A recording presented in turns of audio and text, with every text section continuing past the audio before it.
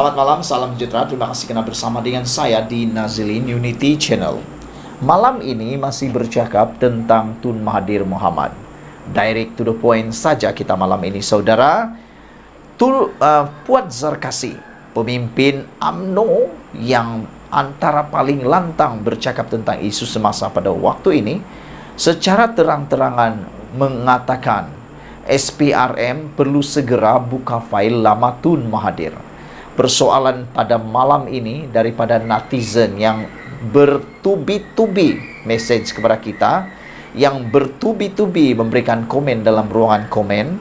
Mereka bertanya, apa fail Tun Mahathir Mohamad yang dinyatakan oleh Puan Zarkasi ini? Adakah fail yang rahasia? Adakah fail yang betul-betul dilindungi oleh Tun Mahathir? Sehingga kan Puan Zarkasi berkata, SPRM perlu segera buka fail lama Tun Mahathir. Kita tahu Tun Mahathir pernah menjadi Perdana Menteri Malaysia selama 22 tahun campur 22 bulan. Yang 22 bulan itu kita pun tak tahu apa yang berlaku.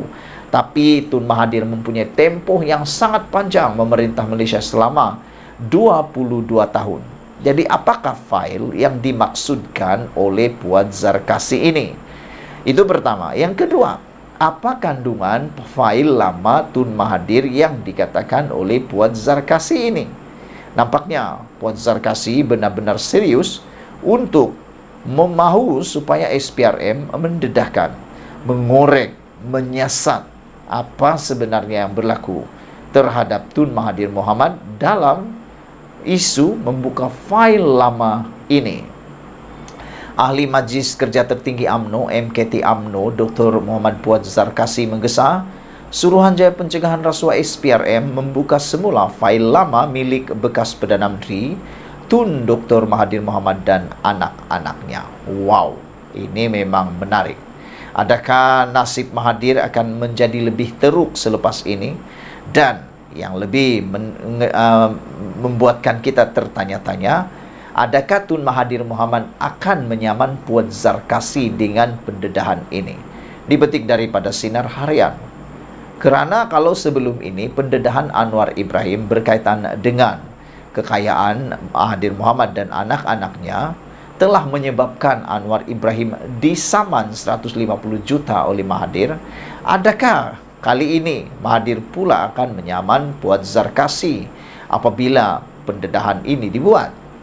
Speaker Dewan Undangan Negeri Johor itu berkata, Dr. Mahathir sering mendakwa dirinya bersih, sedangkan amalan kronisme dan nepotisme berlaku sewaktu beliau bergelar Perdana Menteri, kata Puan. Contohnya, Petronas melalui MISC bailout konsortium perkapalan milik Mirzan. Mahathir adzala Perdana Menteri masa itu. Bukankah itu kronisme, kata beliau lagi. Pada tahun 1997, Mohzani Mahathir adalah pemilik saham terbesar kumpulan Hospital Pantai. Sekali lagi, Tun Mahathir adalah Perdana Menteri ketika itu.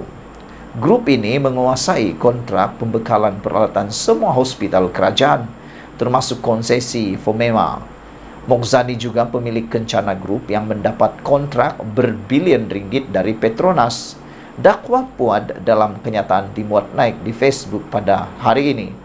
Muhammad Puad yang juga ahli Dewan Undangan Negeri Dun Rengit berkata, Dr. Mahathir masih seorang Perdana Menteri pada tahun 2002 dan beliau juga pada masa sama memainkan peranan sebagai penasihat Petronas pada ketika itu.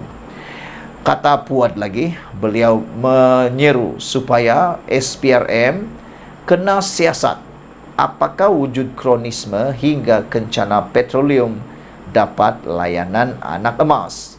Tun Mahathir bersara tahun 2003. Dia jadi penasihat Petronas 12 tahun. Apakah Petronas bebas kronisme 22 tahun dan 22 bulan dilindungi oleh jawatan Perdana Menteri? Sampai masanya SPRM buka fail lama, kata beliau lagi. Saudara-saudara sekalian, dengan gesaan daripada Puan Zarkasi ini supaya fail lama Mahathir Mohamad bersama dengan anak-anaknya dibuka semula, ini betul-betul bahaya untuk Mahathir. Ikuti terus ulasan selepas ini. Selamat malam, salam sejahtera. Terima kasih karena bersama dengan saya di Nazilin Unity Channel.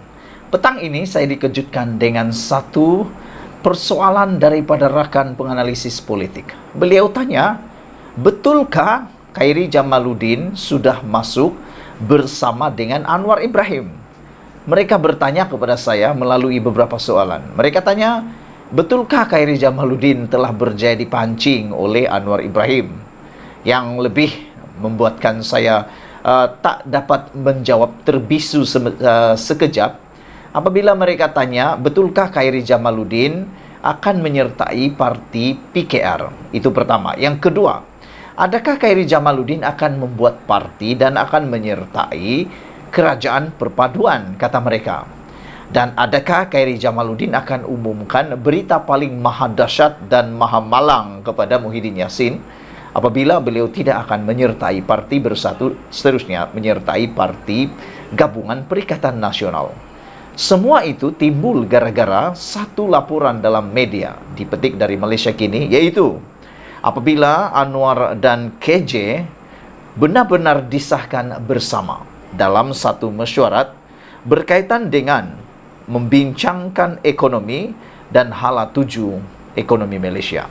Ini semua apabila Anwar Ibrahim telah mengumpulkan pakar ekonomi dan berjumpa dengan KJ. Timbul satu lagi persoalan daripada seorang penganalisis politik, penulis blog yang terkenal, Sabudin Husin. Beliau bertanya, sejak bila Khairi Jamaluddin jadi pakar ekonomi?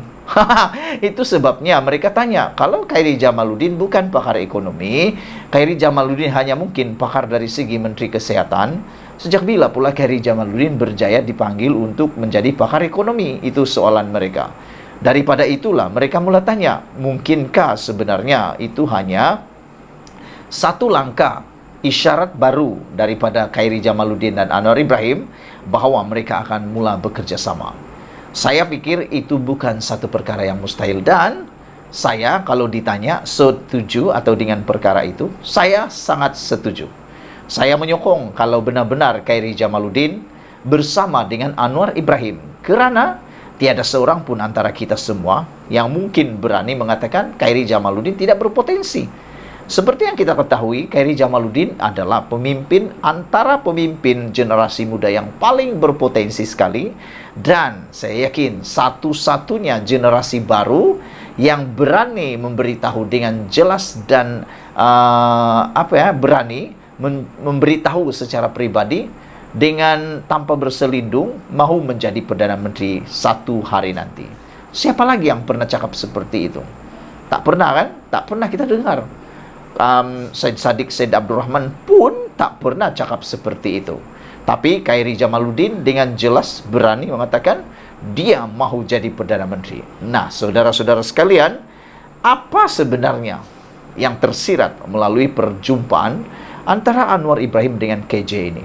Apapun yang tersirat itu, saya berdoa supaya KJ, Khairi Jamaluddin, membuat keputusan yang terbaik. Jangan membuat keputusan yang terburu-buru. Satu keputusan yang terbaik apabila Khairi Jamaluddin mengatakan lebih baik beliau membuat parti baru daripada menyertai parti yang sedia ada, terutamanya parti-parti yang sudah pun terpalit dengan pelbagai masalah, termasuk kluster mahkamah. Khairi Jamaluddin kata kalau dia menubuhkan parti baru, dia tak perlu ikut syarat orang. Betul lah tuan. Dan selain itu, beliau tidak perlu tergesa-gesa untuk mau menang. Khairi kata tak apa, dia tahu risikonya untuk menang atau kalah dalam pilihan raya terdekat ini. Jadi saudara-saudara sekalian, memang kita disahkan melalui laporan berita ini bahawa Anwar dan KJ memang ada bersama baru-baru ini dalam perbincangan ekonomi untuk membincang hala tuju ekonomi Malaysia.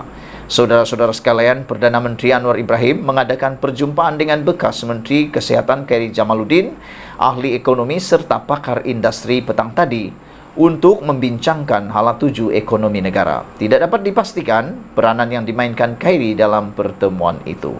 Khairi yang telah dipecat oleh UMNO pada Januari yang lepas dilihat sedang sebagai langkah menyingkirkan pengkritik Presiden Parti Ahmad Zaid Hamidi. Naib Presiden UMNO Johari Ghani yang sebelum ini menjadi Menteri Kewangan II semasa pentadbiran bekas Perdana Menteri Najib Razak turut hadir. Sekian dulu untuk kali ini. Jangan lupa tinggalkan komen anda untuk isu kali ini. Share video ini dan ikuti terus ulasan selepas ini.